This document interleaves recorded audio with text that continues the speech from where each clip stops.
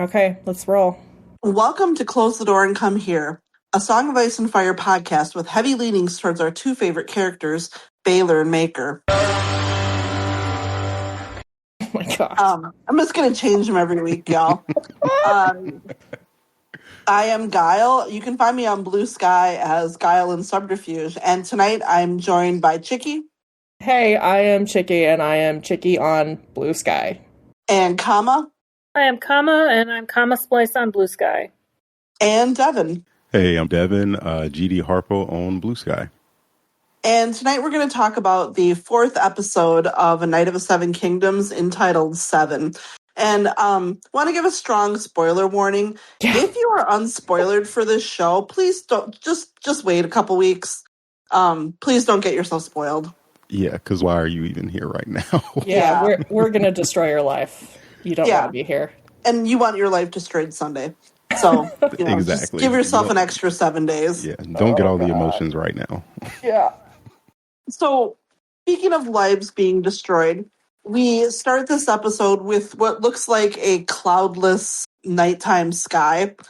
And as as the camera closes in, we realize it's actually like the ceiling of the dungeon that Dunk is in, like it's a grate, basically. And there's just pouring rain. And, he's just sitting there super, glum, thinks he's going to get killed, worst moment of his life. And the door to the dungeon opens, and it's a serving person, 2 guards, and Egg. And Egg is very much dressed up as befits a Targaryen prince. He's in, his black and red silks, basically. And Dunk just tears into this bread that he gets, and then kind of tears into Egg. Yeah, in that exact order. Yes. Yeah, the bread was more. I mean, I hear you, Dunk. The bread is always. It's like sitting at a restaurant. Like the bread is always more important. Egg says that his uncle told him that he had to apologize, which is sort of like. I mean, I sort of feel like Egg. You probably knew you had to apologize. And Egg kind of tries to be a bit of a weasel here and says, that I didn't think I was doing anything wrong. And Dunk is like, yeah, you did, because you lied. And, Egg's kind of like, well, you got me. And Dunk's pretty hard on him. But then, he says, maybe it was just bad luck that the two of us met. And, it's just like, oh, how just kind of heartbreaking and resigned. And Dunk naturally wants to know what they're going to do with him. And Egg said that, he's supposed to go see his uncle when he's done eating. And, Dunk's like, I just want to get this over with, basically. So, okay. Any comments on this first scene? This scene. I just want to say the visual storytelling in this particular episode, I mean, it's been pretty good throughout, but this particular episode was just spot on. They were telling so much story. I love how they have Dunk sitting on the floor and looking up at Egg, everything that indicates. I think this was just masterful. And I mean, I know I have been nonstop about how good this Dexter Soul Ansel kid is here, but when he is sitting on the floor, they slowly change the positions and suddenly, Dunk is still just sitting there, but Egg just kind of crouches down and just slinks against the wall, and he has tears in his eyes as he's apologizing, and it's like he's lost all of his power and momentum in the scene. And I mean, I can't believe this kid was 9 years old during the filming of this. It's insane. He's doing such an incredible job. This entire scene, and again, I think as we've said every week to this point, more just right off the page. And the way they acted it, the way it was directed, everything in this scene was just beautiful. And even just their dynamic, which we saw in some earlier episodes where Dunk wants to give him a clout, says, I'm going to give you a clout in the ear, but then immediately switches and becomes soft with him again. And that same thing plays here where Dunk has every right to be mad and very upset.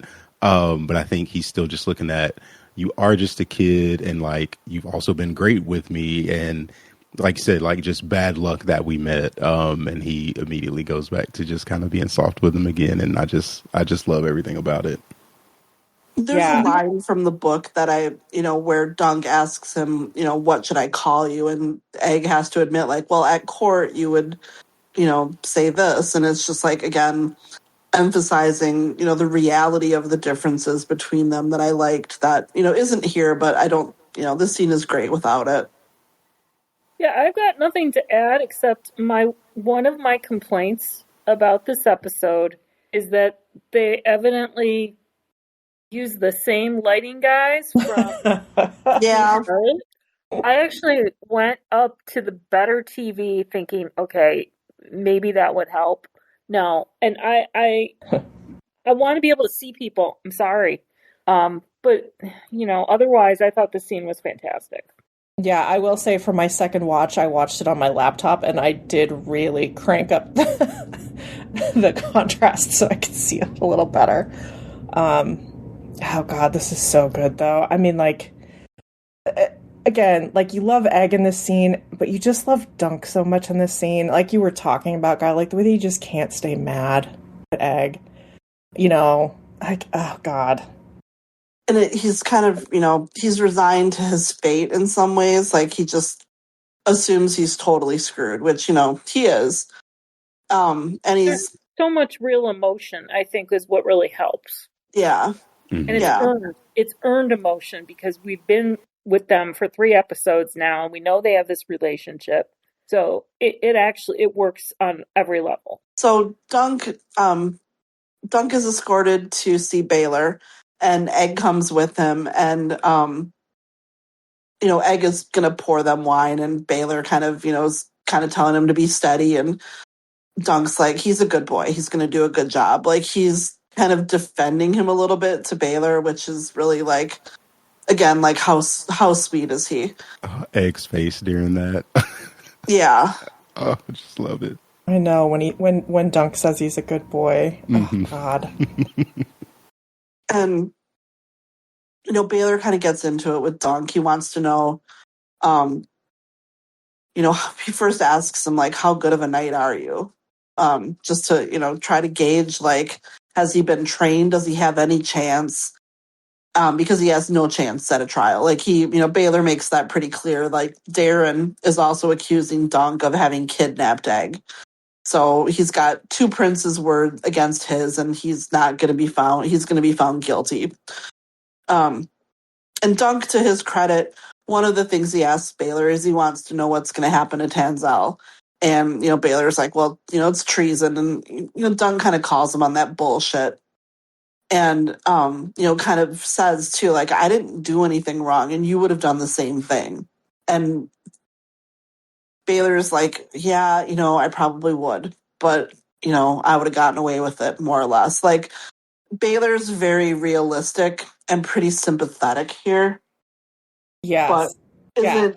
That's the thing. Baelor's like, so there's the reality of this situation, and then there's, like, the ideal of this situation. Right. And they're not the same thing. That's, basically the crux of the issue here.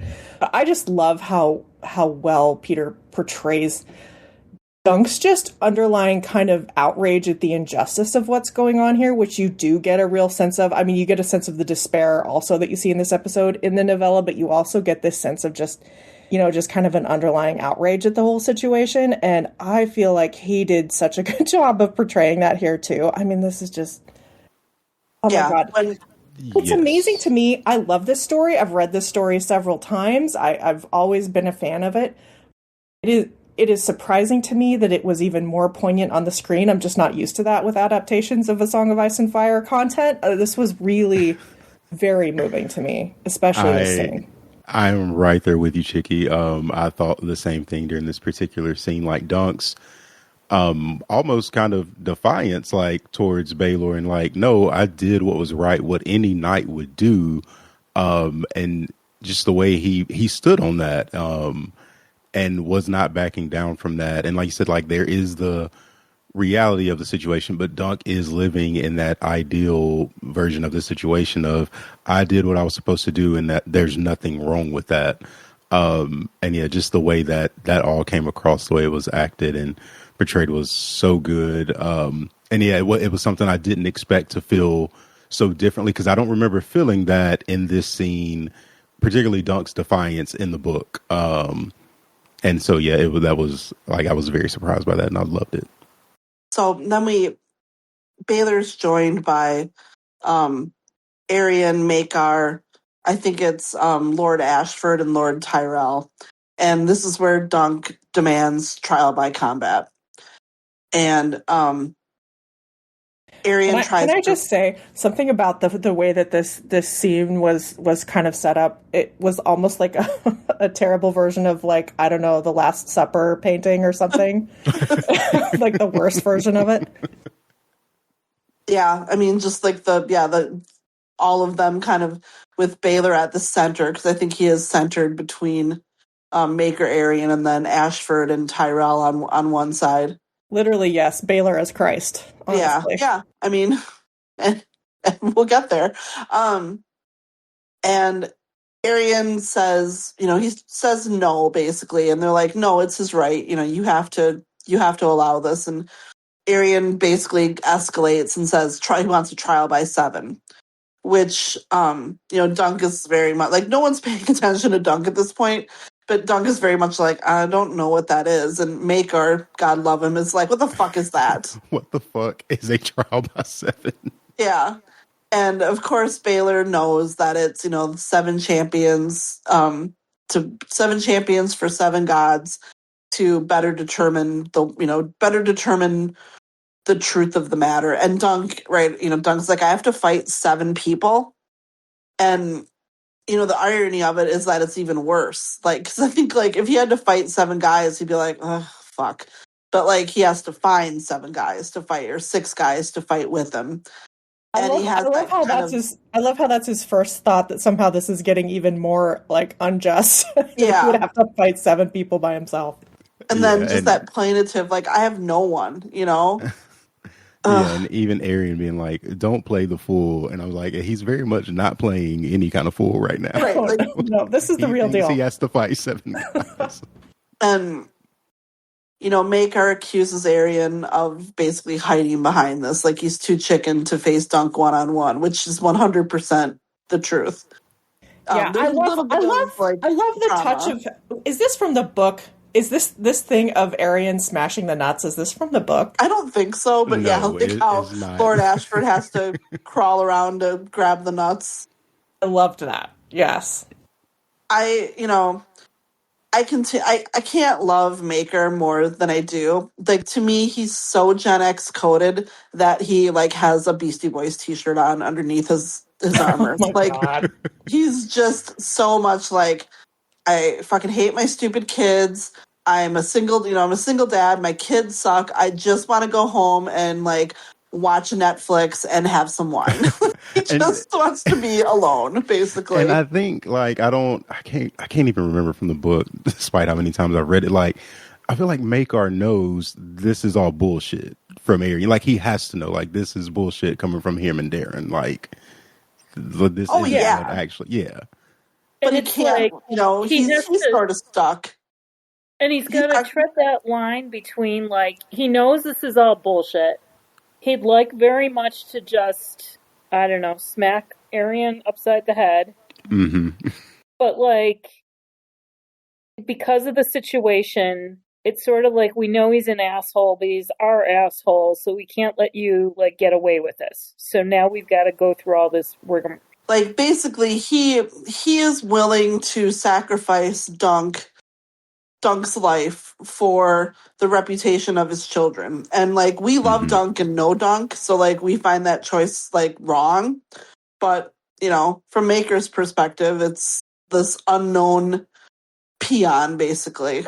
Well, I like, too, that they have managed to kind of visually, just from some of the visual cues, kind of add in a layer of the sort of rivalry between Maekar and Baelor, in that clearly, even though they're only 2 of 4 brothers, they're clearly the only 2 really viable brothers to come out of their bunch of brothers. Yeah. And you can just kind of tell how much Maekar is just, like, bristling against what he perceives correctly as Baelor's, judgment of his sons, and how much Baelor does not really approve of Maekar's progeny, and that making Maekar even more defensive of them, if anything. And it is interesting how they've managed that. I agree with you. I don't know what the Maekar actor's name is. I need to figure it out. He's actually one of the things that is making this so great, though, because of the way that he is portraying Maekar, which is pretty complex and layered, considering Right, which what the just, story I mean, is. Yes. makes it's what's going to make episode 6 is the work that this guy has put in the prior episodes. Oh, that Because, was you know, the exactly way what I that was we thinking feel of. about him is absolutely not black and white. And if we hate him, the end of the story is not the same as it is if we kind of feel like, you know, we understand his feelings and where he's coming from, and he's just kind of he's a grumpy Gen Xer. He's not like an evil guy, you know. So the actor is Sam Spruill, who has quite a few credits. Unfortunately, I don't recognize him from anything. So maybe just one of those very good working actors. But So the thing, I remember him being in that, I'm going to say it was like a Snow White type story, that Charlize Theron played the yeah. Okay. the wicked stepmother queen in. Does anybody else, you know what I'm talking? What's her Yeah, face I is know in the I it? know the movie, yeah. Twilight Girl. Twilight Girl was in it, I think. What's her name? Yeah. Oh, Jesus Christ. Stewart. The Huntsman or Yeah, something. Kristen Stewart. Kristen Yes, the Stewart, Huntsman. yeah. Yes, thank The you. Huntsman, yes. Yeah. He plays the brother of the queen, I'm pretty sure, in that. He Okay. was in Foyle's War, which I don't remember that episode, but he was in the Hurt Locker. I mean, he's been around a long time, going back to the 90s. It looks like, at least as far as acting. So, And it's yeah. that layer of and he was in that relatability. Fargo TV show, which I never did watch. Okay. So With Kristen Dunst. I think so. It was the TV Okay. version of the movie. Yeah. Yeah, it's like that layer of relatability that he has in the character that is just going to pay off, I think, so, you know, absolutely spectacularly. And her, you know, will be sobbing. So, you know, it's settled, and Maekar, like, basically drags Arian off by his collar. Like, he is, you know, very clearly pissed off at his shitty sons. And Dunk's like, can I just go? Like, he's so defeated here. And then the show kind of beautifully emphasizes that, because he like walks out into the pouring rain, and it's just this scene of him like on, you know, what I'm assuming he thinks is the last night of his life, like despondent, walking through the rain to his horses. I want you to know that there are like 2 or 3 times in this episode where like Dunk will walk outside and it will suddenly start raining. That happens here and it happens again later. It is honestly almost like, you know, like Charlie Brown or something with the rain cloud Like, it's just overhead. following him. Yes, like Eeyore. I don't know. But here's our, you know, we get our first sign that Dunk actually isn't all alone, and like people have noticed the person that he is. And the first one is he's talking to his horses, and our boy Raymond Fossaway emerges from behind the tree and is like, "Oh my God, Dunk, that's you! Like, come, you know, you talk to your horses. That's crazy, but like, come with me, get a drink." Like, I love their awkward hug here. It was so cute. yeah. And so Raymond brings him to the Fossaway tent, where Stefan Fossaway gets this fucking great monologue about like the injustice of it all and how a knight has to stand up for, you know, everything that's good and everything. And you're like, yeah, but we shall see. Yeah. Right. I was so annoyed during this scene because of how much I was actually liking him in the moment. Right. To shortly after remember, oh yeah, that's right. So he's like, I know Baratheons and Lannisters and et cetera, and I am gonna get you. You know, I'm gonna stand with you, and I'm gonna get us 5 more. Like, you can count on me. And Dunk's like, you know, that would be amazing. And then so they're interrupted again. Egg comes back in, and Dunk's like, Jesus, Egg, does your father know you're out of the castle? Like, he's like, I do not want to get in any more trouble. And he's joined by another hooded man who's like, I sure as fuck hope not. And it's our other boy, Darren. And Dunk goes after him right away. Like, you fucker, basically. Like, your accusations have made it even worse. Because one Okay, thing, I love how Dunk is honestly facing death for hitting another Targaryen prince, and yet he just doesn't hesitate for a minute to just go for Darren's throat here. Like it's and just he says like, "What are they going to do? Kill me twice?" Which Kill me twice. Yeah. fair enough. Yeah. Right after Raymond had already said, like, because he told Dunk to run like a few seconds earlier, and he was like, "Well, they'll kill me if I run. Are they going to kill you anyway?" Right. Yep. So he's still, convinced he's gonna die, and Darren is basically there. He's there to apologize. He's like, I didn't know what the hell was happening. What was I supposed to say? I just said it. I suck, basically. And then he's also like, but I also suck at the tournament. And please just, I promise, like, someone give me a glancing blow and I am just going to fall in the mud and I'll be out of it. So, like, I will, not be fighting against you. I'm going to take up space from someone that might. So I'm going to be an asset for you. And I think Dunk's kind of like, he can't even comprehend that this guy's going to do that. Like, it's very out of his character to, like, think that. But, hey, okay. Guile, you're a big fan of this actor too, right? the Darren actor. Yeah, he was really fun in the Jane Grey show. Yeah, he's really shining here. Really, really pulling this off. The kind of like, I'll totally go down immediately, just tap my helmet. He asked Dunk to have a word with him privately. And he tells Dunk, I dreamed of you. And Dunk's like, yeah, you told me that. And he's like, oh, I don't, I was drunk. I don't remember. And he tells Dunk that, the thing with my dreams is that they come true. And I dreamed that there was a fire, a great fire and a giant dragon whose wings basically encompass the whole field.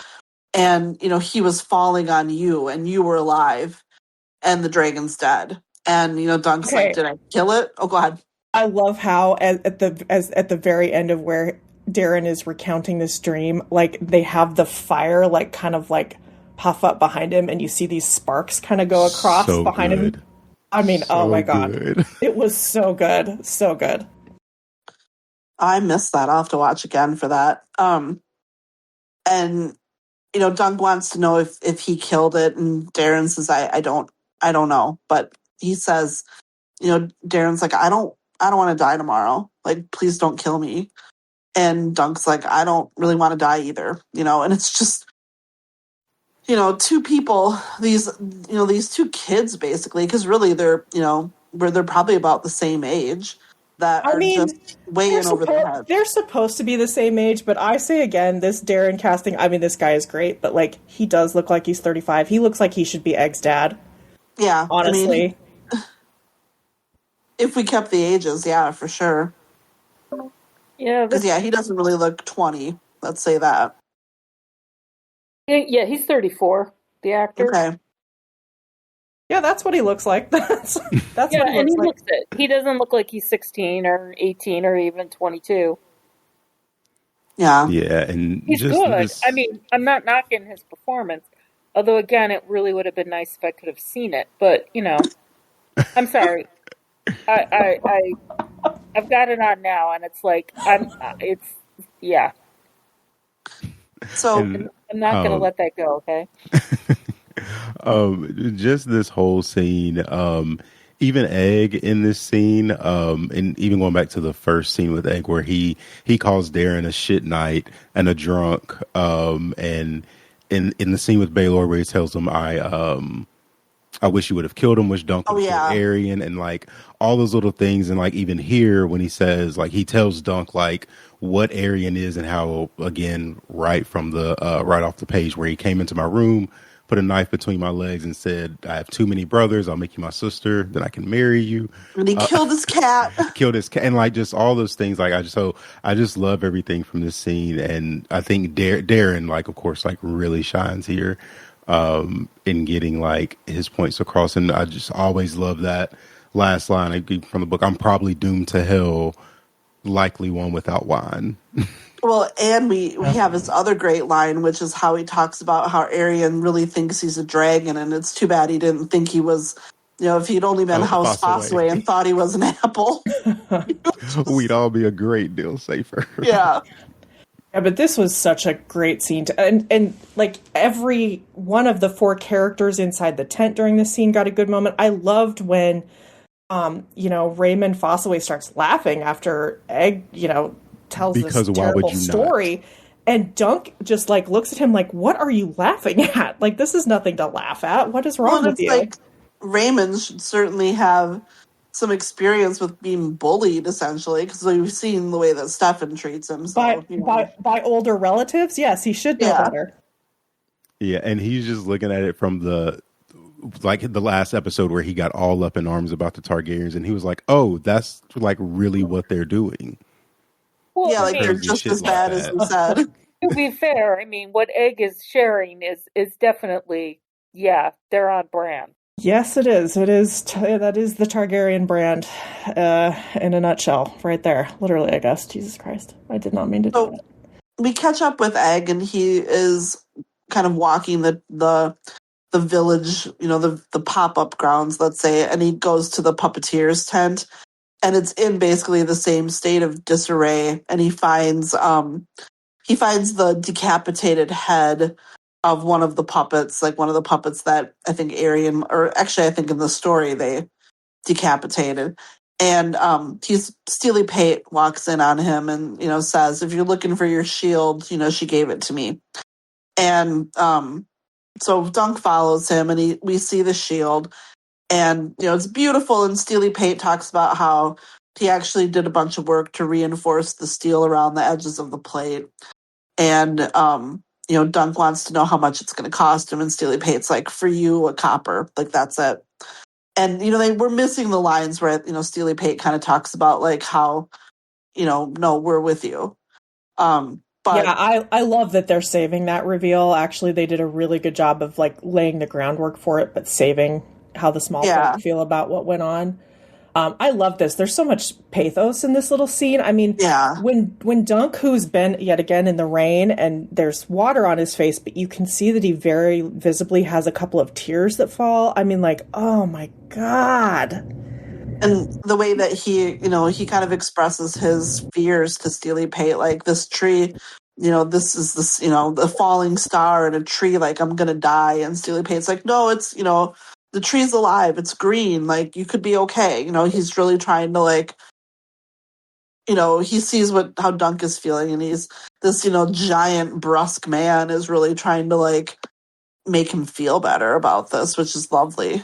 Yeah. And Sorry, go ahead, Devin. Oh, I just love the Steely, the Steely Pate actor, like you said, making him feel better about this. Where Dunk like reflects on the shield, and how he thinks like this is almost the omen of dying. And Steely Pate's like, no, you see the elm, you see the leaves, they're green. Like this is a fresh, like he said something like a fresh summer elm, Yeah. and they even do the oak and iron guard me well, or else I'm damned and doomed to hell. Yeah. We get, we see Dunk kind of looking out at the fire, the fires that are going basically as they're kind of setting up the tourney grounds, I think. And then, night turns to this really misty, spooky early morning. And Dunk sees who's assembled for him. And we find that it's Sir Humphrey Harding, who's basically like, they strap me to the horse and I can't walk, but I can ride, and I'm going to, get my revenge on that little shit Aryan. And then is it Roger Reisling? I don't know why I have such a block on this. Ryan Gosling, isn't that what you Ryan Gosling. Ryan Gosling. That guy who is just kind of like, Targaryen's gonna be Targaryens be crazy. Like that's kind of his motivation.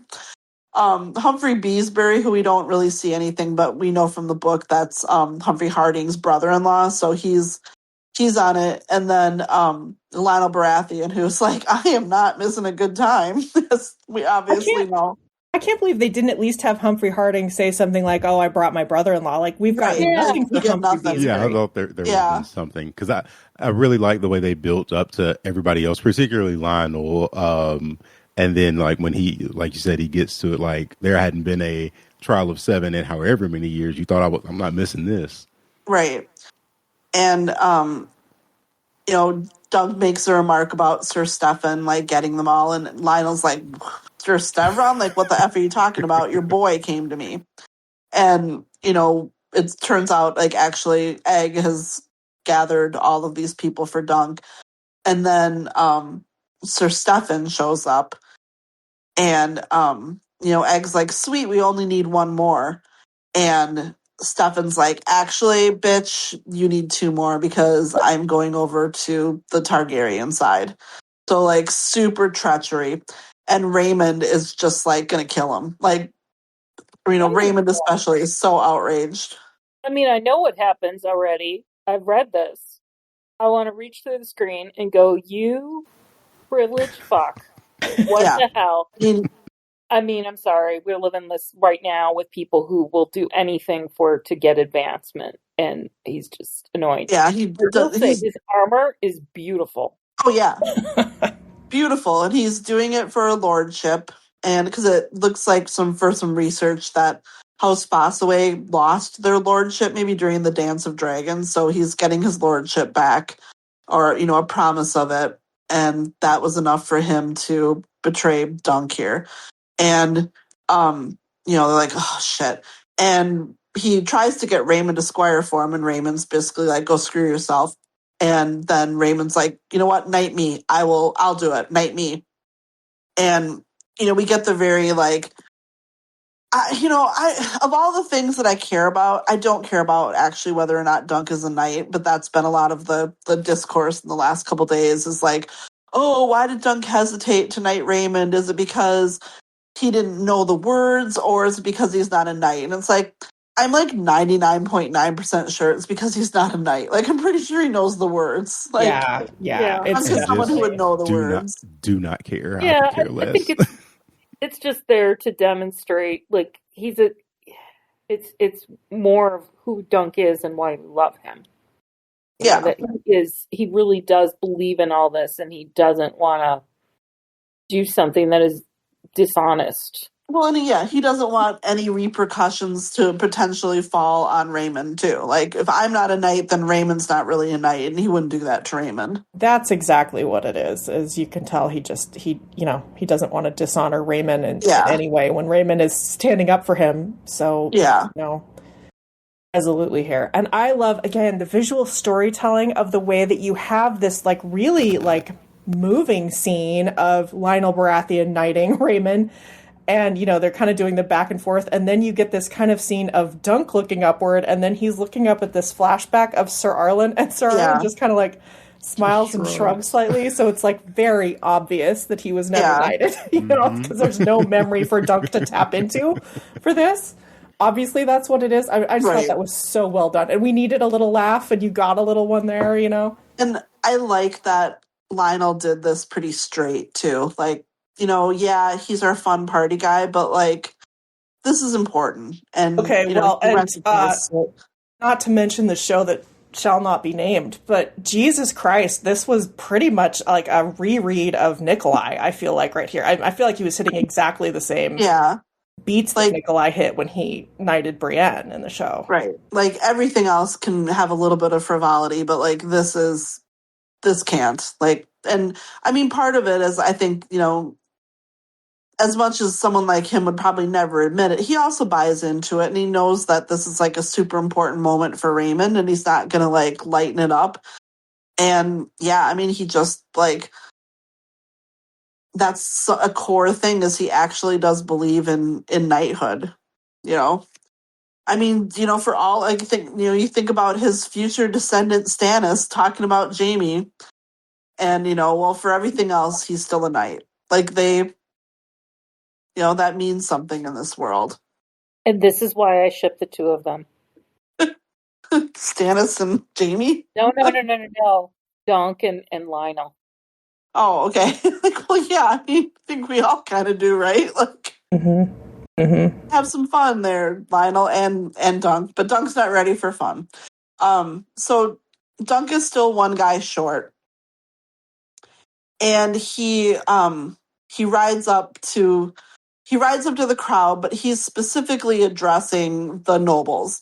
And basically it's like, I didn't do anything wrong, and you all know that that I'm in the right here, and will anyone stand for me?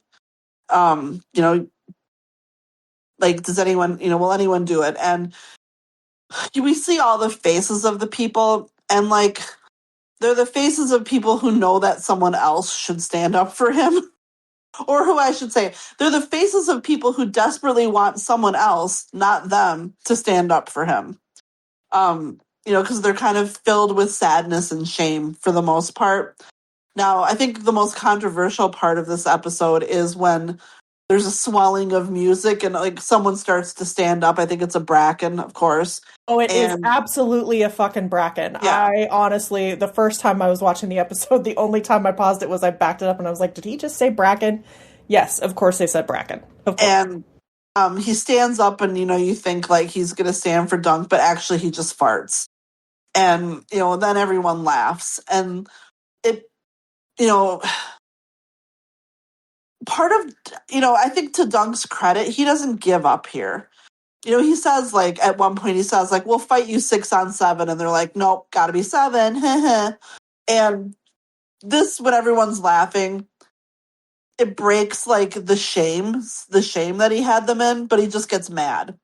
And this is when, I feel like this is just, again, kind of like a redux of the righteous anger at the injustice that is taking place. Yeah. Dunk is just pissed off that this is so unfair. And it's just exploding out of every pore in this scene as he's like trying to get someone to, stand up and do the right thing.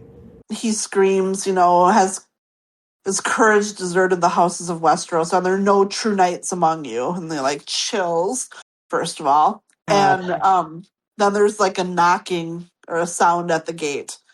And in rides someone in some Targaryen colors. They take off their helm, and it's Baelor. And oh my god, it's Baelor. And the way that this birdie, his last name is Cavill, I think, or something. Cavill. Bell, I think. Who The also way he won the crown, I just totally did not realize. The way he underplays this is so perfect, because he's not like, I'll stand for Dunk, behold my awesomeness. It's more like, none of you fuckers were going to do it. I was hoping someone else would do it, but I'm going to do it because it's the right thing to do. Like, he's very, like, it's a glorious moment for him, but not because he made it about himself. He's like, I'll stand for him. Like, he's somewhat matter of fact in the way he does it. Mm-hmm. And Maekar rides up and is like, this man assaulted my sons. And he said, no, this man stood for the innocent like all knights should do. Oh, and with that, you guys. This. and sorry, I forgot. Like, shit, I'm the worst recapper ever. So as Baelor is riding in, the Game of Thrones theme starts swelling. And for real this time. Like, we've had fits and starts, but like the full theme plays and it's, full on Game of Thrones, like, holy shit, Baelor. I did not care for this choice at all. Because I've been in this happy little fantasy world where they're really adapting from the actual Song of Ice and Fire universe, and I don't need D&D's crap coming in. Oh, but this is the artist. Everything. In terms of like the acting, and I thought it was a great moment, but the music took me right out of it. I think you have to, and I'm not saying you have to. Like, please, like, I feel how you feel, but like, to me, is it Rami? Is the composer's name Ramin? Ramin.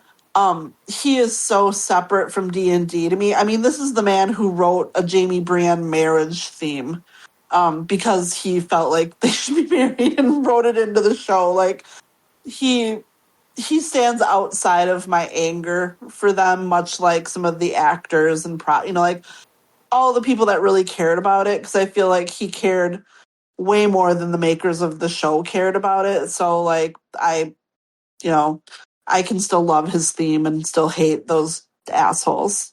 Okay, well, I famously never loved the theme, even during Game of Thrones. And so this was, I was with Kama. I was like, oh, God damn it. Why do we have to do this? I think they were probably trying to do a nod to Danny here, because I feel like this might have been pretty much Danny's hero music. I don't know specifically, but it felt like it, which I get. I totally get. There's this whole motif in this episode, right? Because you've got kind of like the Targaryens writ small with the Fossaways, where it's like, there's a green apple and there's a red apple. There's a good apple and a bad apple. And it's the same thing with the Targaryens. Some of them are good and some of them are bad. And there's just kind of this recurring theme. So I can kind of see how they were maybe trying to pull back in or echo that we do have like a heroic Targaryen. Now, of course, they're forgetting, I guess, how Dany's story ended in Game of Thrones. I don't know. Well, I think House of the Dragon uses the same theme music, doesn't it? So it's sort of like a universal, a bit of a universal theme music. I have I'm not going to do this for the podcast, but I feel like one of us should watch the damn show so we know what we're talking about. Devin did watch it. He watched at least a season. Just who knows if I remember what was actually going on. But I do think they use the same music. It didn't take me out of it for this. I almost really didn't even notice because I was so caught up in the emotion of the scene. Like I was telling my wife, I haven't felt that emotional at a particular scene in a television show in a really long time. Just even down to and they may mention it the next episode, but Baelor, even there's a little bit of a struggle taking the helm off because we know it's not his. Just like even down to that and like just the emotion I felt with this episode, like I was already ready to sob about it. I've read people talk about how it's their favorite, like, I mean, people are like, this is my favorite TV moment in years. Like, people are really, it's really interesting to, like, see this story swell in, like, popularity in real time. Because I think, like, HBO, people were mad that it was short and it didn't have dragons. And, like, those of us who had read the books were, like, very psyched for it. But it's been interesting to see it gather momentum with the masses more, and now like just to see people's reactions and then like know what's coming too, like, oh god. I wasn't in fandom for season 1 of Game of Thrones, but it kind of feels like that, like, oh shit, people are gonna lose their fucking minds about this for like multiple reasons, for what happens and the way it happens. It was very well done. I think they probably, I don't know, I feel like they could have built this moment a little better than they did as far as the final reveal with Baelor, but I mean, it was still pretty good. Part of it is just, too, I think, like, the appeal of Baelor, or why we know how magnificent he is because he would never overplay anything. Like, he's so just like regular, super awesome, brilliant would have been king, and anything more would almost be out of character for him. Like that's the irony of it. He has all this glory, but he would never seek it. Cause I don't think that's who he is, Yeah, no. Yes.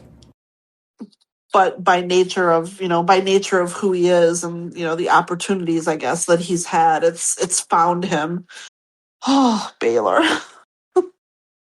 I've seen people that think the Sept of Baelor is named after him, so like they're expecting like great things from him. Oh, well, man. He does do great things. He does, yeah. He definitely not named after. No. Yeah. We see, the preview just was basically very jousty. I don't think there was anything to. I didn't even watch it. I was like, I don't even want to know. I just want to go in. I didn't either. Yeah, but like this is just killing us that it's going to be 9 days. Like, oh no, God, like that's so cruel. Any impressions that you guys want to make sure we talk about before we get into mail? There were a few things. I mean, this for me was for all the stuff I really loved, there were a few things that just felt like a little bit of a step back in quality. Like I would have liked a little more about like who to reiterate who the guys on Eggs or on Dunk's side were. I hated the theme.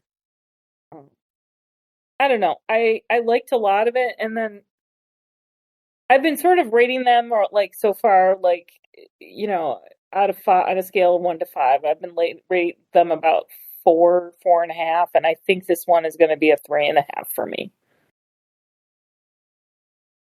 Oh, I feel like this was the best one yet. I was so here for it. For me, one of the things about this is it was such an emotional episode, and in some ways I'm going to use the term quiet because there's a tiny little bit of action, but just, very little action. It's very much just an emotional moment in the story, and they did such a good job with it. I mean, this could have gone so many different ways, as we discussed, kind of separating this novella out into 6 episodes. We were like, oh, this could really go wrong.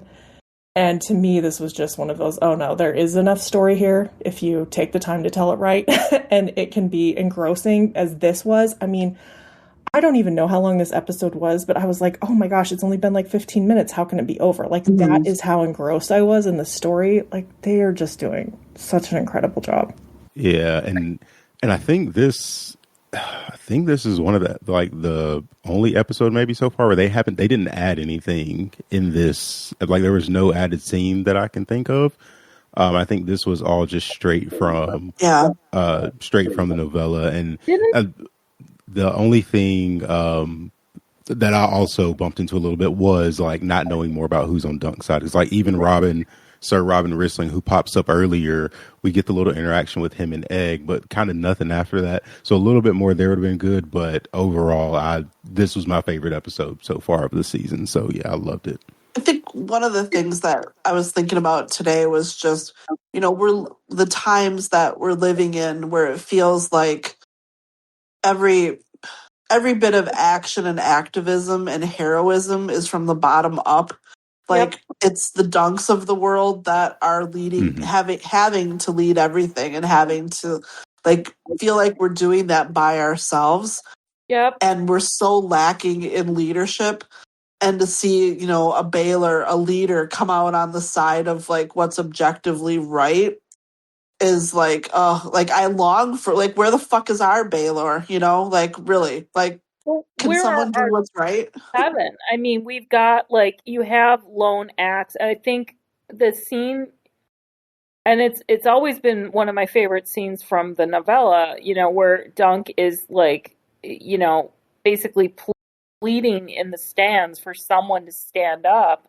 I mean, it's just that it really resonated. Yeah. And that anyone is standing up is to, that he's even got these 5 guys is huge. I will say, they have cast, they've got some really good people. The guy playing Steely Pate was excellent. Yeah. They've had some really good casting in the show so far, and that has helped hugely. And not just from the 2 leads who are incredible, but also from these other smaller parts. And that makes a big difference. Anything else before we move on to mail? All right. Do we have any mail? Yes, we do. So we have a few pieces of mail. I'll start with Buck O'Hare on Discord. Would love our general views on the MVP of the episode, best newcomer, best additional scene, best book moment brought to life, worst addition, and how much is Dicks and Dragons out of a scale of 0 to decent and mature treatment of the material to, I guess they kind of forgot about Tenzil. And I think for me that my MVP, it was a toss up between Darren and Egg, just because I love those Darren scenes so much. So I think I lean more Darren, but Egg is so good in this episode as well. His emotion in that first scene and just kind of throughout. And then there's a little moment with him where they're gathering with Dunk and his champions, and Egg is in the background swinging an axe, and it is so funny. Yeah, I noticed and that too. I just love those little things like that. But even still, the Darren scenes, I really love this episode. I think that actor did a really good job with that. And so, yeah, that was really good. Yeah, I'm gonna go with Darren. I want to say Baelor, but I actually think Dunk because I think like are there no true knights among us? That could be cheesy as shit, and it wasn't. And I think like his despondency earlier in the episode was played really well too. Yeah, it's a toss up for me between Egg and Dunk because Dexter really sold some of these things so well. Yes. I think Darren definitely best newcomer, but yeah, I think Darren best newcomer. He's not technically new, I guess. Oh yeah, he's good for newcomer because he got like 2 lines. Yeah, briefly in that first episode. And like I said, I don't think there was a scene added that I can think of. The only thing I think that they changed a little bit was that they kind of added a little bit about the trial of the 7, because I think in the novella it's more like presented as, here, this is what we're doing, as opposed to, I don't think Arian had an explanation. Mm-hmm. Yeah. I think maybe best addition was the nut cracking. Yeah. That might be my best. Yeah, that was funny. And then for a book moment brought to life for me, it was, are there no true knights among you? Because like you said, Gal, that can be very corny, but the way he delivered that was just so good. And then Baelor's entrance and I'll fight with Sir Dunk. That was, I just love it. Oh God, yeah. Oh, that was so good. Yeah. I don't think I have a worst edition, and on a scale of Dicks and Dragons out of a 0 to 10, I thought this was 0. They handled all this well. And even like there were a couple flashbacks with Tenzel, like Dunk just remembering from the play. I thought that was really well done as well. So yeah, it was really good. Yeah, I'd say I would give it maybe a 1 just because they haven't introduced Humphrey Beesbury. Maybe they will in the next episode. I don't know. That's really the only thing I really have to criticize about how the story was told in this episode. Otherwise, it was just brilliant. I think they're doing an amazing job. Mm-hmm. Yeah, agreed. Right. Our next piece of mail from I Dream of Spring on Discord. The whole cast is fantastic, in my opinion. Apart from the actors who play Dunk and Egg, what is your favorite casting choice in the show? Very hard for me to narrow that down, but I love Baelor. I love Baelor. I really like the guy playing Lionel a lot, and he's such a different actor on. The thing I'm most familiar with him is when he played Mike Parker on The Crown, Prince Philip's friend who's fooling around. He's got range, man. He's good. I mean, I love the guy playing Maekar. I just think he's so just has such a personality, and I love that.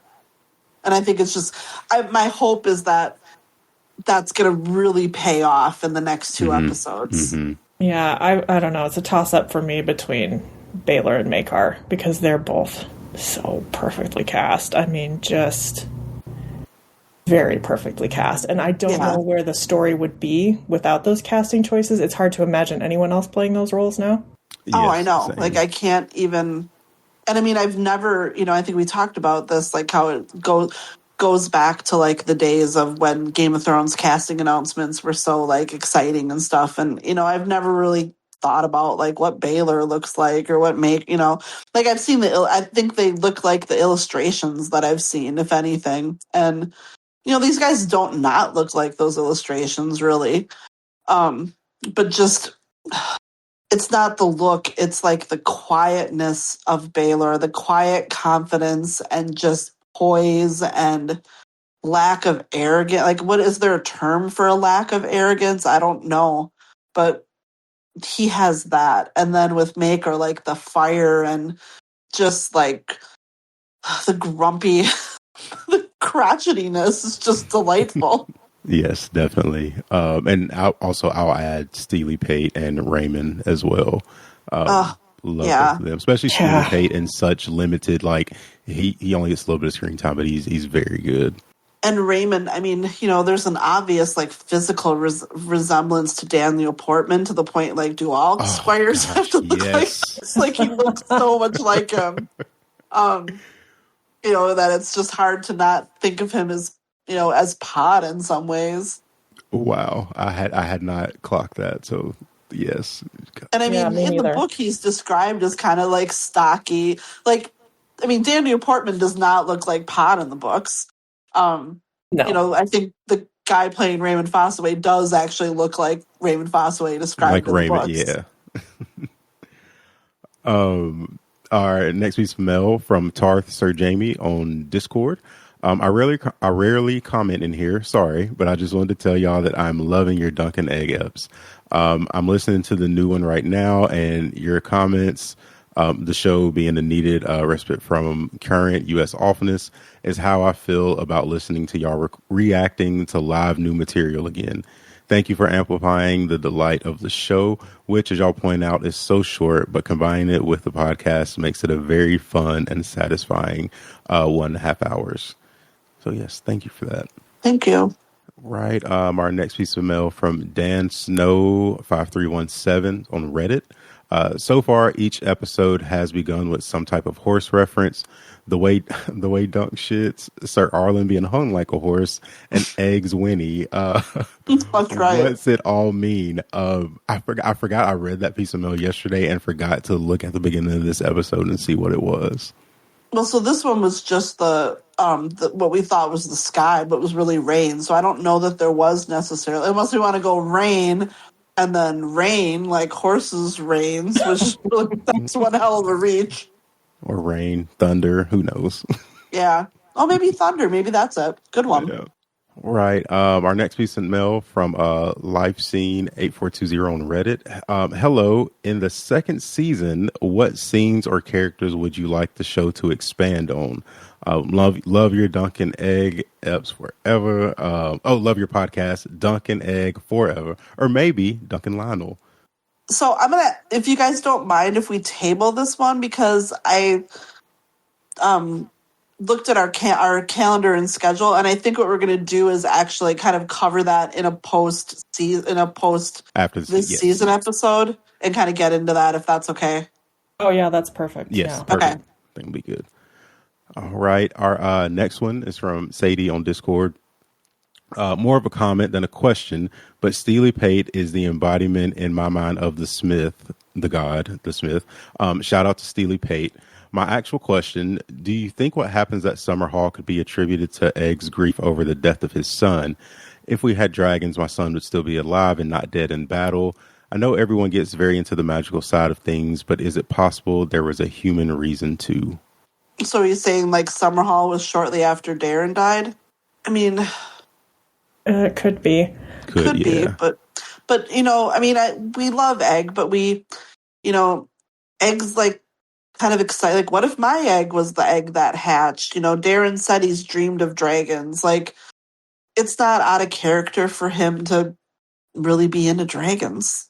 Well, I think there's a whole thought too, isn't there, that like Shira Seastar is still around, so there's probably still some prophesying going on, or some dreaming going on, and they're thinking more and more. Because which son is it? Jaehaerys? Which son is it that marries his sister? Which is Egg's son? Jaehaerys. The Woods Witch with Jenny of Oldstones also, I think, made some prophecies. Yes, the Ghost of High Heart made some prophecies. Yeah. But Jaehaerys has a dream that he has to marry his sister, right? Or isn't that what he says? Or I think it's that he has a dream that he had to marry Rhaella and Aerys.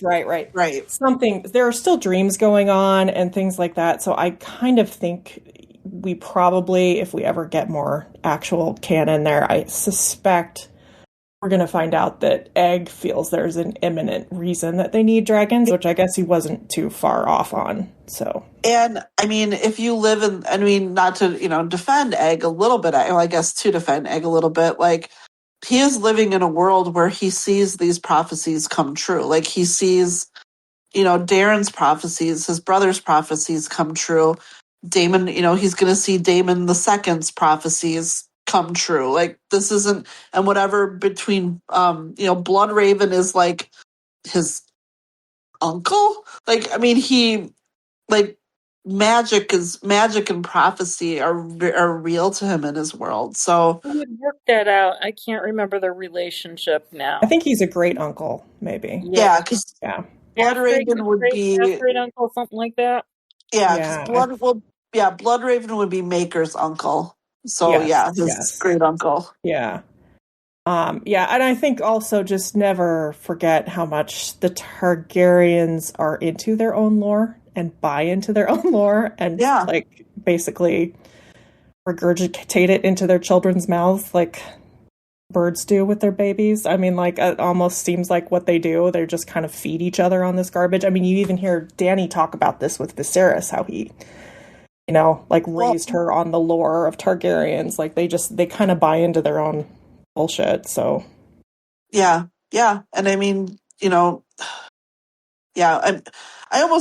I kind of hope that we do find out it. So, I mean, I hope a lot of things, obviously, but it'd be nice to find out more about Summerhall just to like, I don't want any human sacrifice stuff. Like, just give me a better reason. Yeah.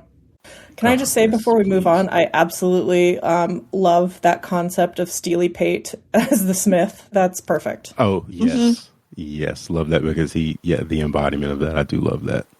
All right. Yes. Our next piece of mail from Romy90 on Reddit. Whenever Dunk or Egg have tears in their eyes, I have tears in my eyes. The acting was amazing this episode. Obviously, we're all excited for the trial now, but it's the little moments like Steely Pate and Dunk, like between Steely Pate and Dunk, that really make the show so heartfelt and charming. Yes, 100% agree. Yeah. Absolutely. Right. Our next one's from Anon on Tumblr.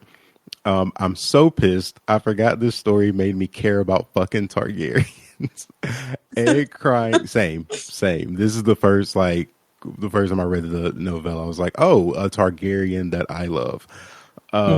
Egg crying broke my heart. I'm not ready to actually see that scene. I must say I was not expecting to love the acting this much. Kids and sportsmen turned actors have such a tendency to disappoint me, but the acting is beautiful. Everything seems to have been done with love and care. I was not expecting to be so captivated by this show. I agree with that. Absolutely, same. Hard same. All right. Our last piece of mail from another Anon on Tumblr. A Night of the Seven Kingdoms is fabulous, but I've been having almost as much fun listening to the excitement and the voices of the Close the Door podcast team, especially after some of you and many of us tried to keep our expectations low for reasons. So far, the showrunner is doing a great job balancing canon and canon-appropriate story expansion. I'm thrilled at the idea of seeing all three novellas adapted to the screen. The chemistry between Peter and Dexter only gets better with each episode. I've been hearing buzzing that more than 3 seasons may be possible, or at least conversations are being had. How would you all feel if down the road additional seasons were attempted without a George novella source? Makes me queasy. You all are awesome. Sending love. Thank you so much for that. It also makes me queasy, although, you know, I mean... Kind of depends on a bunch of stuff. Well, I think like they've alluded to maybe getting like paragraphs of what's supposed to happen and things, but you know, part of the sucky shit is that the best stuff here is lifted directly, like the lines. I mean, George is a really good writer. Like, it's not just like he had a good concept, like the words, the writing is beautiful. And not have that. This dialogue works. I actually did a post on Tumblr about this, as I did a rewatch yesterday as well. And I will tell you what, like, for the whole production of Game of Thrones, like, every time we did episodes and we would talk about, you know, it would be great if we had some book dialogue, I would be like, well, yeah, but you can't do exactly what's in the books, you know, I mean, that wouldn't really work. And that has just been proven completely false. You can absolutely just grab dialogue from the fucking books and it will just work great. Like, it works perfect here. Like, just grab some of George's dialogue and throw it in and everything is perfect. I mean, it's kind of shocking how well it works. I mean, I guess this is a dumb question because I know exactly what George R.R. Martin is going to do. But if it were like, George, do you want to just try to pound out a couple of novellas or keep working on Winds of Winter? You know he would write the novellas. Like, here's what I'm going to tell you. Absolutely could be writing them right now because of this. But I believe firmly he probably has written some more Dunk and Egg novellas. The way that he has talked about them for years, he acts like, oh, I can't wait to get to that. I can't wait to get to that. But we all know how he works. And I think the reality is that he probably has them pretty much done. They probably are rough draft somewhere. At least 2 or 3 of them. I would be willing to bet he has drafted somewhere. I would not be shocked at all. And he just doesn't want to say it because he knows it will piss everybody off so much. Well, and plus some of it might be spoilery for the main story. Yeah. Yeah, and that because I mean we know there's the She-Wolves of Winterfell, And there's one in Penny the Village Tree. Hero, and then there was one like the Lord Commander, so we know that like he had at least outlines or whatever his idea of outlines are for a few, but I would because it's so good lifted right off the page. I would also be very wary of them continuing on without that source material.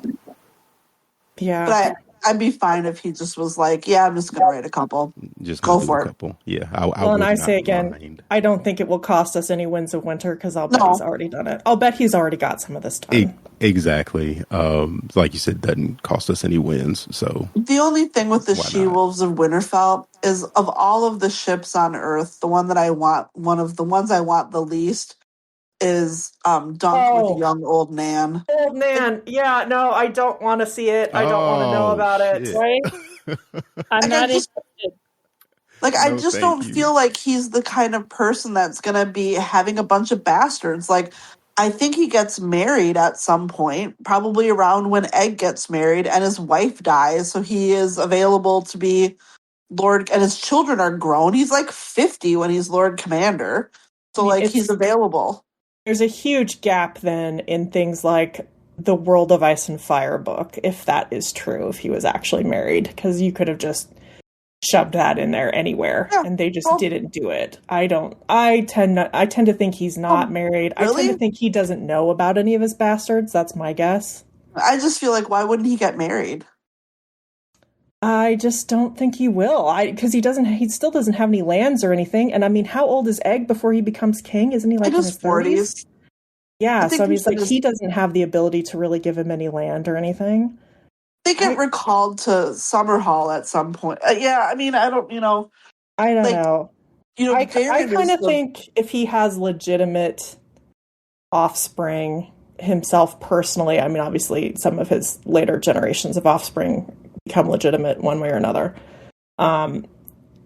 It would be a really weird omission, especially by the time George was writing Dance. And then when did the World of Ice and Fire come out? Like 14 or 15? I mean, he would have had plenty of time to get that in there, and to get it in. Do it. Yeah. So I don't know. I just figure he married some lesser house, basically the equivalent of the I can't think of Jane. Which Jane? Jane Pool or something the equivalent, the Black Woods equivalent of the Pools or something like that. Because he's I don't know. I mean, because obviously when Egg's getting married, they're not hedge knights anymore. Egg had to have a home. I don't know. I'm probably thinking about this way too much. I just don't like the idea of him loving and leaving half of Westeros. I don't think I want to see old man. I don't I know bad shit goes down at Summerhall.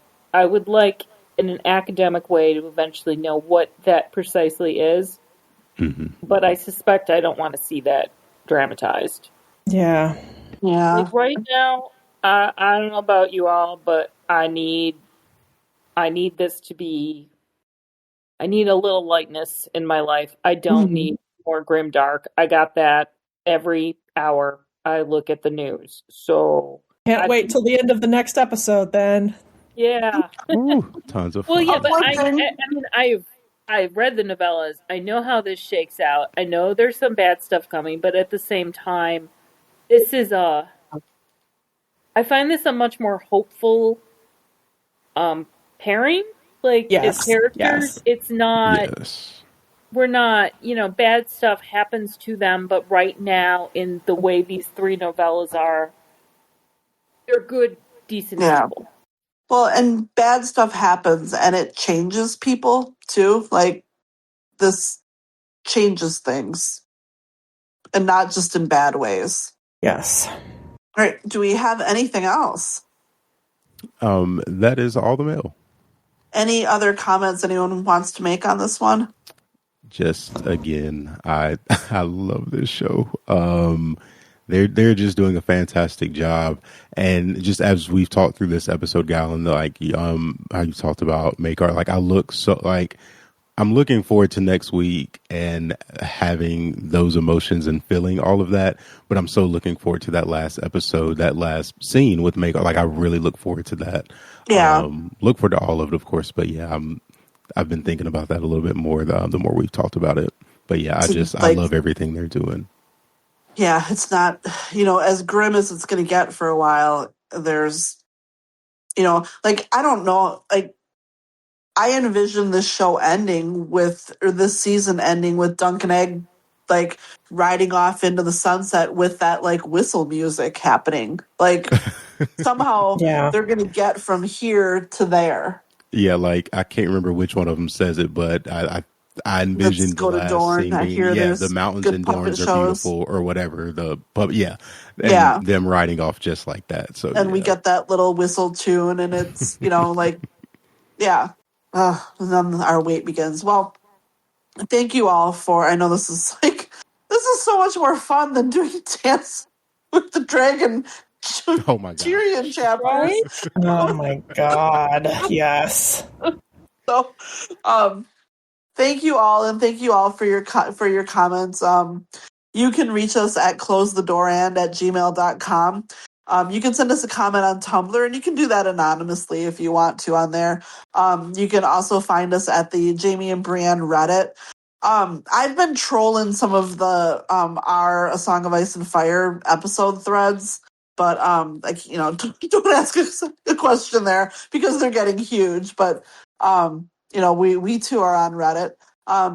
Subscribe and like us wherever you listen to podcasts, and you can support us on our Patreon.